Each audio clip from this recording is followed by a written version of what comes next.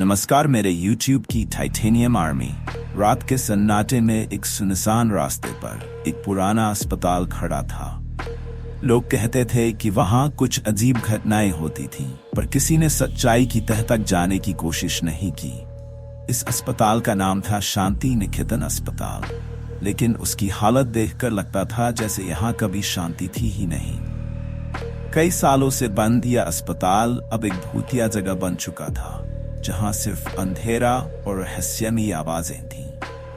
एक बार 4 दोस्त अजय, रितिका, निखिल और साक्षी ने फैसला किया कि वे इस भूतिया अस्पताल में रात बिताएंगे और देखेंगे कि यह जगह वाकई में भूतिया है या बस लोगों के मन का वहम। उन्होंने एक रात चुनी और आधी रात के करीब अस्पताल पहुंच गए। चारों ने अपने टॉर्च जलाए और अस्पताल के दरवाजे से अंदर कदम रखा। अंदर घुसते ही एक अजीब सी ठंडक महसूस हुई, मानो किसी ने उनका स्वागत किया हो। चारों ने इधर उधर देखा। दीवारों पर जाले, फर्श पर गिरी हुई दवाइयां और बेड जो सालों से किसी ने छुए नहीं थे। जैसे ही वे और अंदर बढ़े, अचानक एक दरवाजा अपने आप खुल गया। सबका दिल जोर से धड़कने लगा, लेकिन उन्होंने हिम्मत नहीं हारी और दरवाजे के अंदर झांकने का सोचा। अंदर का दृश्य और भी डरावना था। दीवारों पर हाथों के निशान और खून के धब्बे थे। निखिल ने मजाक में कहा, अरे ये तो बस किसी का रंग गिरा होगा, पर उसकी आवाज में हल्की सी घबराहट भी थी। तभी उन्हें हल्की सी आवाज सुनाई दी, मदद करो, मदद करो। ये सुनते ही चारों सन्न रह गए। किसी की मदद के लिए पुकार थी, लेकिन वह आवाज बेहद दर्दनाक और असली लग रही थी। अजय ने कहा, यहाँ रुकना ठीक नहीं है, हमें वापस चलना चाहिए। लेकिन रितिका ने जिद की कि वे और अंदर जाकर देखें कि ये आवाज कहाँ से आ रही है। चारों धीरे धीरे उस आवाज की दिशा में बढ़ने लगे। जैसे ही वे दूसरी मंजिल पर पहुंचे, उन्होंने देखा कि एक सफेद साड़ी पहने एक औरत खड़ी थी, जिसकी आंखें सीधी उनकी तरफ थीं।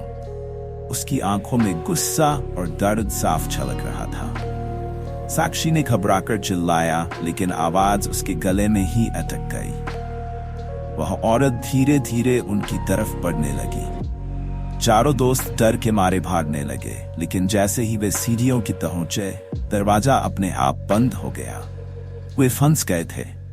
तभी वह औरत धीरे से बोली, तुम लोगों ने मेरी नींद में खलल डाली है, अब तुम भी यहां से नहीं जा सकते। चारों ने एक दूसरे को देखा और समझ गए कि उन्हें यहां से निकलने के लिए कुछ करना पड़ेगा। अजय ने जल्दी से अपने बैग से माचिस निकाली और लकड़ी के टुकड़े जलाकर रोशनी की। उन्होंने देखा कि वह औरत धीरे धीरे धुएं में गायब हो रही थी। जैसे ही वह पूरी तरह गायब हुई, दरवाजा खुल गया। चारों दोस्तों ने वहां से दौड़ लगाई और बिना पीछे मुड़े सीधे अपने घर पहुंचे। उसके बाद उन्होंने कभी भी उस अस्पताल का नाम तक नहीं लिया।